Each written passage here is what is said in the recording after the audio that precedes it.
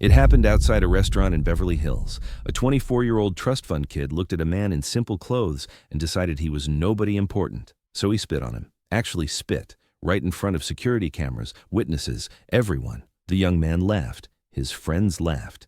They drove away in a Ferrari. What they didn't know was that the man they'd just humiliated was Keanu Reeves. And what they really didn't know was that Keanu was scheduled to sign a $500 million deal with the kid's father at 9 a.m. the next morning. By sunrise, the deal was dead. The company's stock crashed, and a spoiled rich kid learned that actions have consequences. But this story isn't really about revenge. It's about respect, and about how you treat people when you think nobody's watching.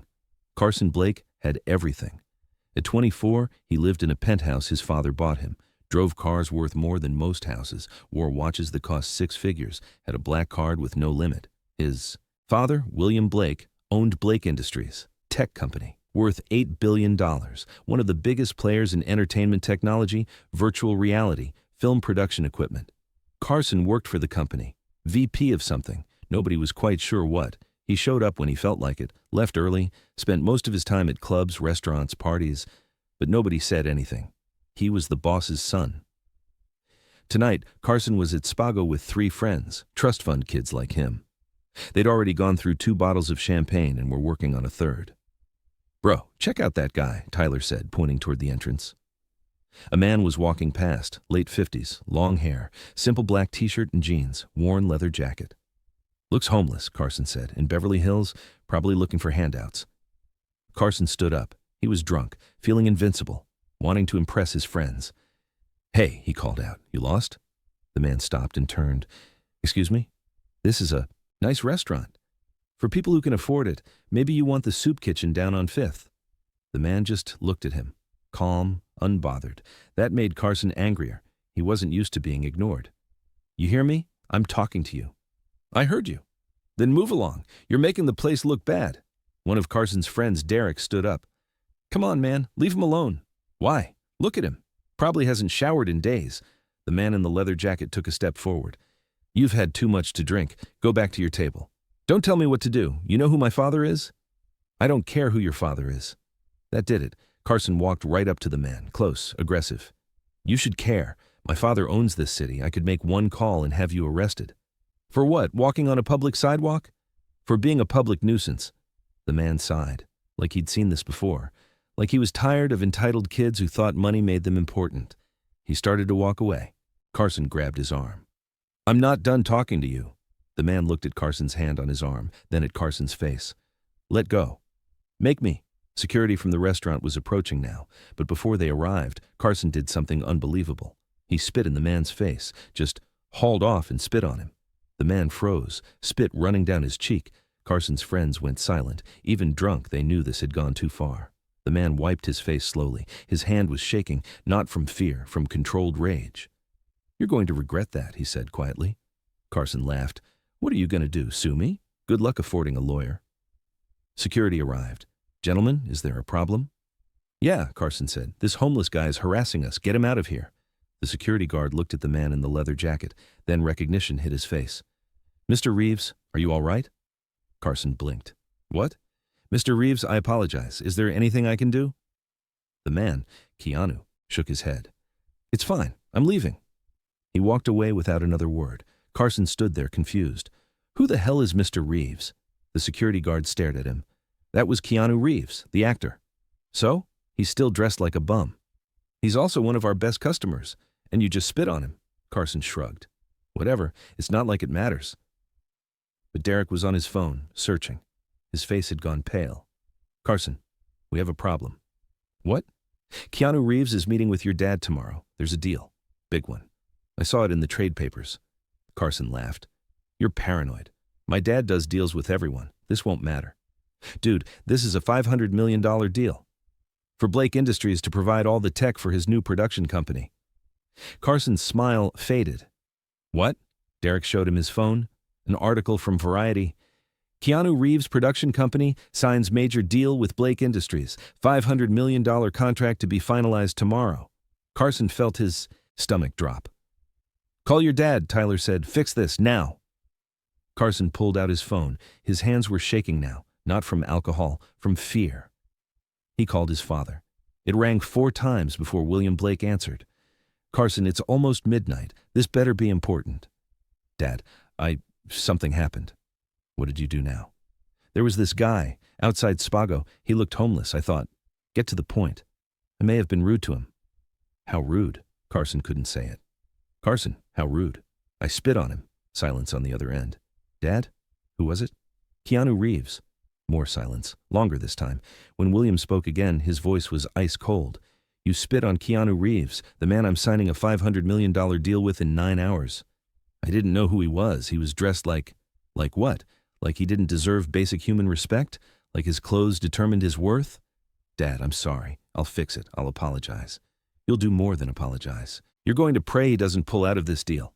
Because if he does, Blake Industries loses everything we've invested in the partnership. $50 million in development costs, 2 years of planning, and our stock will crash when the news gets out." "It won't get out.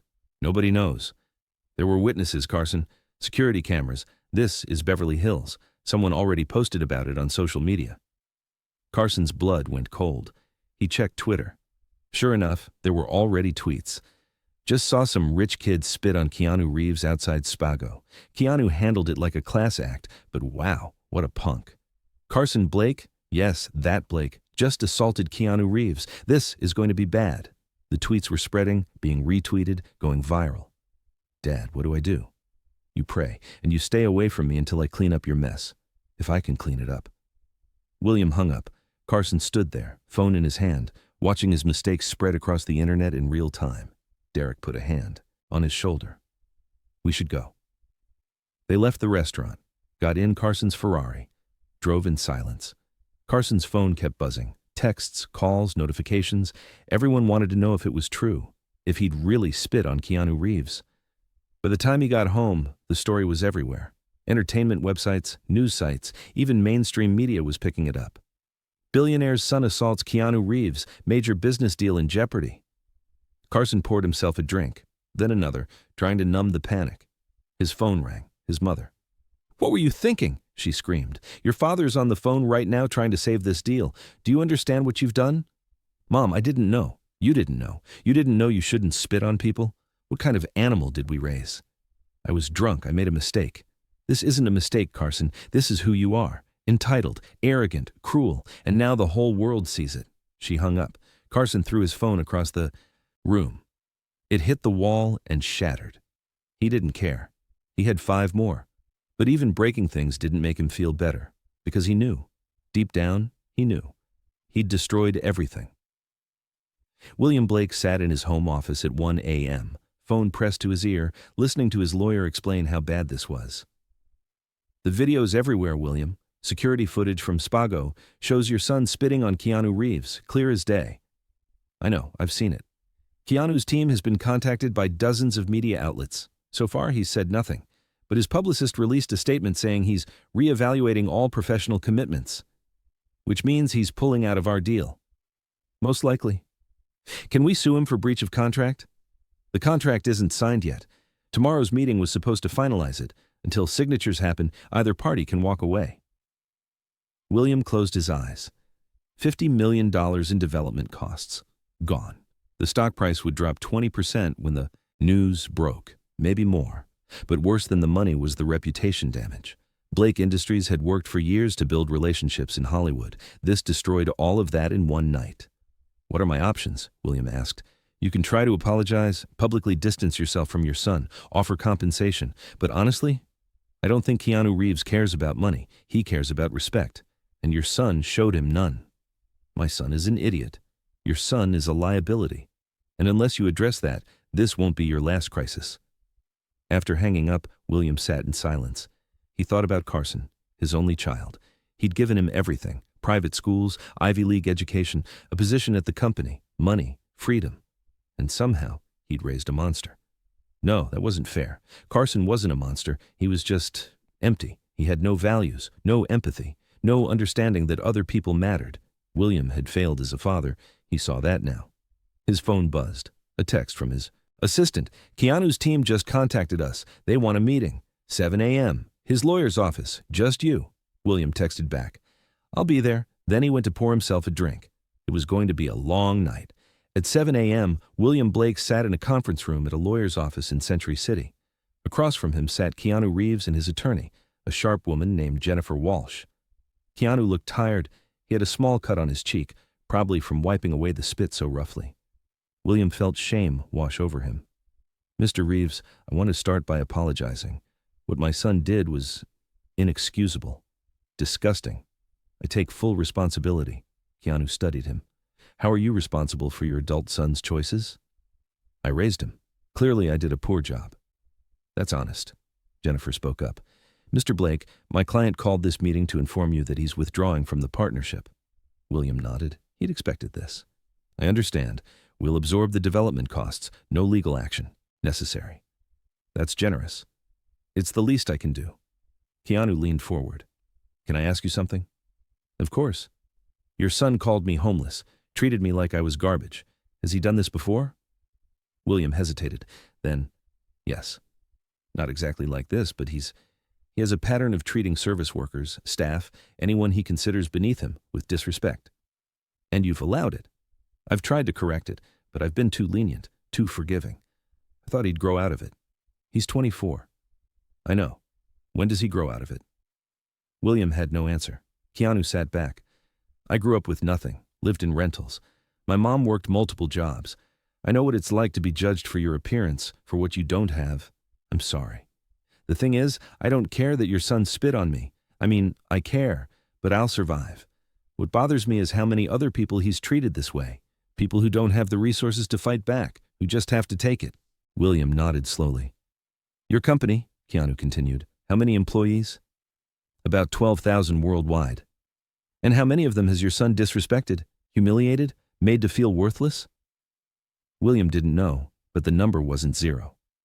"That's why I can't work with Blake Industries," Keanu said. "Not because of the money, because of the values, or lack of them. What if I removed Carson from the company?" "Would you?" William thought about it. His only son, his heir. Could he really fire him?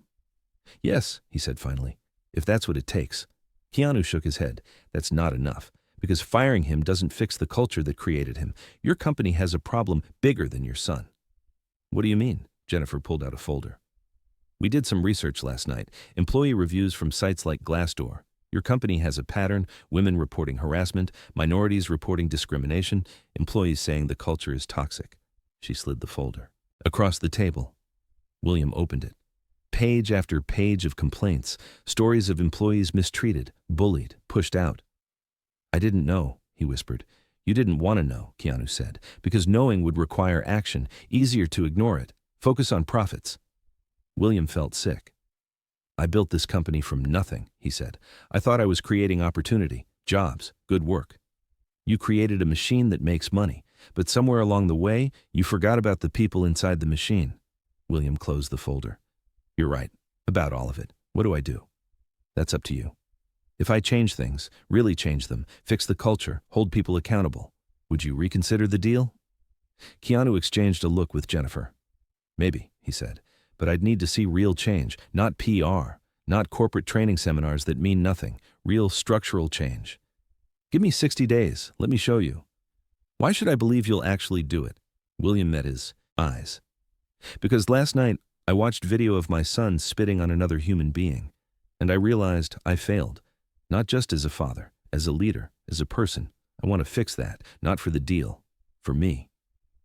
Keanu was quiet for a long moment. Then, 60 days, show me what you do, then we'll talk." He stood up. The meeting was over.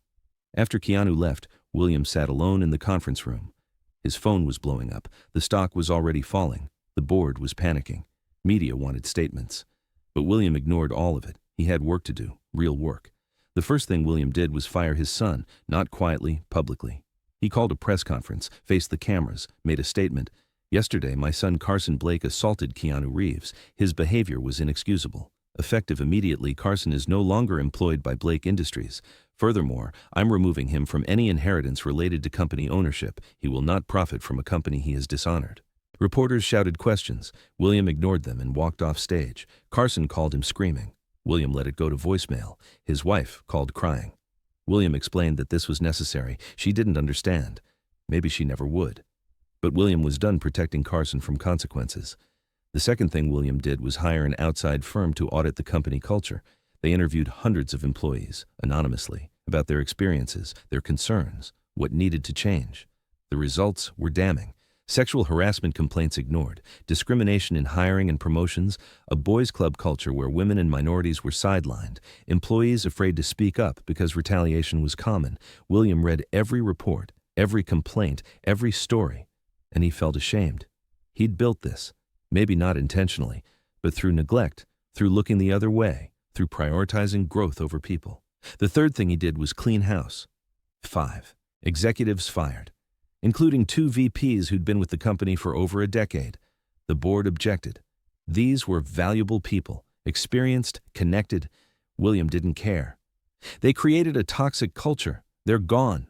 He promoted from within, gave opportunities to people who'd been overlooked. Women, people of color, employees who'd proven themselves but never gotten recognition. The changes were dramatic, painful, expensive. The stock dropped another 15%. The board threatened to remove William as CEO. He told them to try it. I own 42%. Good luck. Weeks passed. The media coverage was brutal. Blake Industries was painted as a disaster, a company imploding. But inside, things were changing. New policies, new leadership, new accountability. Employees noticed. Slowly, carefully, they started speaking up, sharing ideas, trusting leadership. It wasn't perfect. Change never is, but it was real. 45 days after the incident, William got a call. Jennifer Walsh, Keanu's lawyer. Mr. Blake, my client would like to meet with you. I'll be there. They met at the same conference room, same table, but this time, Keanu smiled when William entered. I've been watching, Keanu said, the changes you've made. I hope they're enough. They're a start, a real start. Does that mean?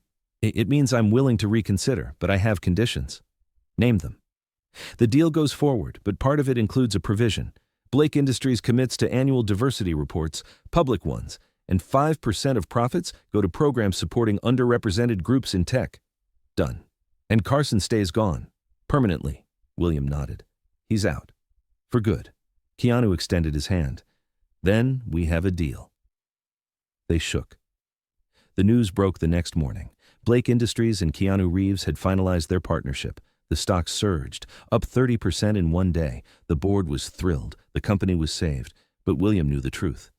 The company wasn't saved by the deal. It was saved by the changes, by choosing people over profits, by holding himself accountable, by finally being the leader he should have been all along. Carson Blake sat in his penthouse, watching the news. His father's company had recovered. The stock was soaring. Everyone was celebrating, and he had nothing. His father had cut him off. Completely. No money, no job, no trust fund. His friends had abandoned him. Nobody wanted to be associated with the guy who'd spit on Keanu Reeves. His social media was flooded with hate. He'd deleted all his accounts. For the first time in his life, Carson had to face consequences. He'd applied for jobs. Nobody would hire him. His name was poison. He'd tried to apologize publicly. Nobody cared. The damage was done. He was 24 years old, and his life was over. Or was it? Carson looked around his penthouse, at all the expensive things his father had bought him. They meant nothing now. He thought about that night. About Keanu's face when he'd spit on him. The calm, the control, the dignity. Keanu could have destroyed him. One lawsuit would have buried him, but Keanu hadn't. He'd simply walked away. And in walking away, he'd given Carson something valuable. A lesson. Actions have consequences. Respect isn't about what someone has. It's about who they are. And you don't get to coast on your father's money forever. Carson made a decision. He sold everything. The cars, the watches, the penthouse, used the money to enroll in community college, started studying business, actually studying, got a job at a coffee shop, minimum wage, making lattes for people who used to be beneath him. It was humiliating at first, but then he started seeing it differently. These were people, working hard, trying to survive, just like him now. He learned their names, their stories, treated them with respect, and slowly he started to change. Not because he wanted his father's approval back, not because he wanted redemption, but because he finally understood. Being a good person wasn't about money or status, it was about how you treated people when you had nothing to gain. 2 years later, Carson was managing the coffee shop, saving money, taking night classes. His father had reached out a few times. Carson hadn't responded. He needed to do this on his own. One day, a customer came in, long hair, simple clothes, worn jacket. Carson recognized him immediately. Keanu Reeves. Their eyes met. Keanu's expression was neutral, waiting. Carson's hands shook as he prepared to speak. I owe you an apology, a real one. What I did was unforgivable. I was entitled, cruel, and ignorant. I'm sorry. Keanu studied him. You working here? Yeah, 2 years now. You like it? I'm learning a lot about work, about people, about myself. Keanu nodded slowly. Good. I don't expect forgiveness. I just wanted you to know I'm trying to be better. That's all anyone can do. Keanu ordered a coffee. Paid. Left a $20 tip. As he walked out, he turned back. Keep going. The work you're doing on yourself. It matters. Then he was gone. Carson stood there, $20 bill in his hand, tears in his eyes. For the first time in 2 years, he felt something like hope. Maybe he couldn't undo the past, but he could build a different future, one choice at a time, one day at a time, starting now.